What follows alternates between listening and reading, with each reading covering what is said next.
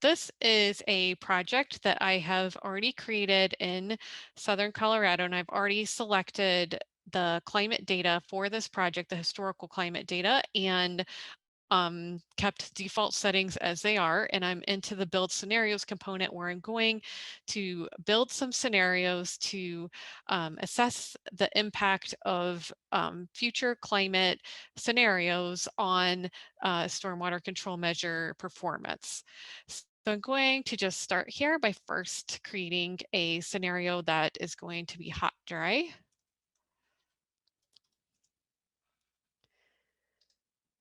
And so for this scenario, I'm going into the climate section of the scenario building, and I'm going to use custom, and I'm going to going to decrease the precipitation by 15%. That occurs consistently throughout each month. And then I'm going to have an increase in evaporation of 5%, or let's go with actually 10%.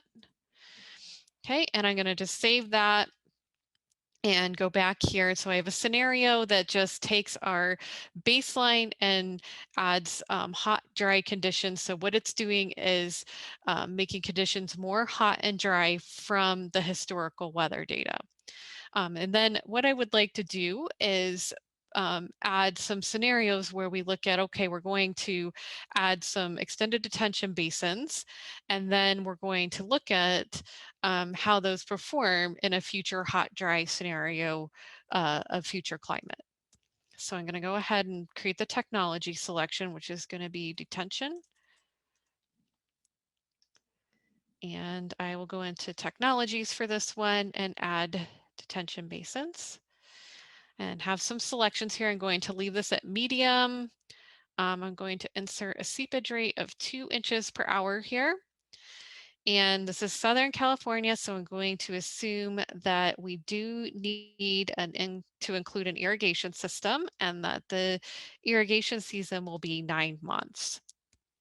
I'm capturing 10% of the impervious area, and I'm going to add this technology. So 4 detention basins were added. So that is our scenario where we have now added detention basins as stormwater controls. And then what we'll do is look at how do those detention basins perform in a future climate scenario. So I'm going to clone this detention scenario, and I'm going to add hot, dry conditions on top of that. So now I have detention under hot, dry. And now I still have the detention basin technology added here with all the same features. One change I'm going to make is that I will change the irrigation season, because it's a hot, dry condition, to 12 months rather than 9 months. And I am going to also add this climate settings in. And just like we did before, assume that precipitation is decreasing by 15%, and that evaporation is increasing by 10%. Okay, we'll save that. We'll go ahead and run this. First, we have some settings we can select for our co-benefits analysis. The co-benefits analysis is not very relevant with the climate assessment. It's used more for comparing different scenarios of technology. So I'm just going to select these all off so that they don't provide confusing results for us to look at. As far as targets go, I'm not going to set any targets, and I'm going to go ahead and run the tool for these various scenarios. And coming over here now to our results, I'll just show, well, first I'll start by showing baseline and the hot, dry. And really good to just kind of look at this hydrologic data that we have here. What we can see here is this has, for example, the average annual precipitation was 8.2 inches. By adding the hot, dry conditions, the precipitation decreased to about 7 inches. And if we want to look at now, let's make a comparison between our detention and hot, dry. And One thing we can notice here, if we look at the life cycle cost analysis, the maintenance is 2.2 million as a present value cost for the under the hot dry condition versus about 2.1 million. So what we have happening here is that we have an increased maintenance costs resulting from that need for more irrigation due to the hot dry climate. Most important results with respect to these climate changes are the hydrologic results. So we can see here, these are all indicating a % change in volume from the baseline. In this case, when we added the extended detention basins, we decreased runoff by about 7% in this scenario.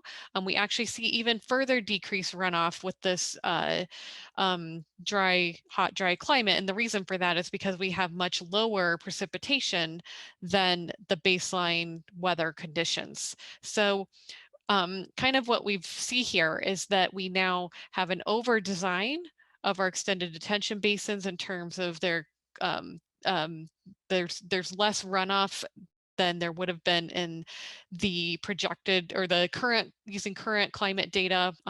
Using a hot dry condition, we now see less runoff because there's less precipitation, but we've added this extra cost of maintaining these systems due to the increase in irrigation and have potentially over-designed those systems. So that's one possible example. I'm just going to quickly go through one other example related to the climate, and in this particular case, um, I'm going to add some scenarios where even though wet climate's not necessarily projected in this area, I'm going to say we add rain gardens and that precipitation increases in a future climate scenario. So we'll have rain gardens be here. And we will add the rain gardens technology.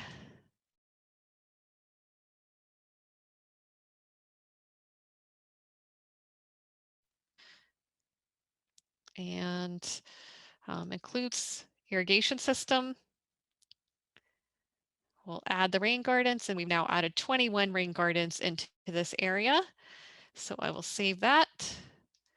And again, I'm going to clone this scenario and add a wet climate scenario onto those rain gardens. And what we see here is we still have that technology added of the rain gardens. You can see those at the bottom, and we'll just add a scenario where we actually have increased precipitation. I'll say precipitation increases across all months by 10%. Okay, and so we can go and run these scenarios now.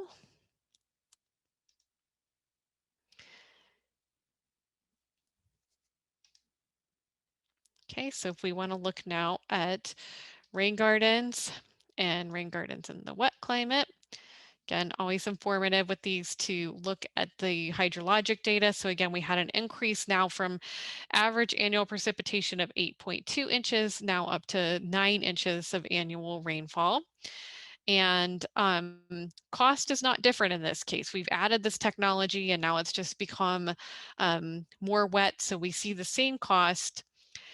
We do see some differences in performances of the hydrologic data. So for here, we see the rain gardens were able to reduce runoff by about 9%. Using historical weather conditions versus we actually see an increase in runoff from the current condition even with all of these rain gardens in place under a future condition of increased precipitation. So what we can see here is now we've perhaps under-designed these systems for runoff. However, we see a high increase in infiltration that results from the additional precipitation and then adding the rain gardens in to infiltrate that water. So it may depend on what the system level goals are in your particular areas to whether this would be benefit for the city or a kind of consequence resulting from a design that was not appropriate perhaps for the future climate scenario.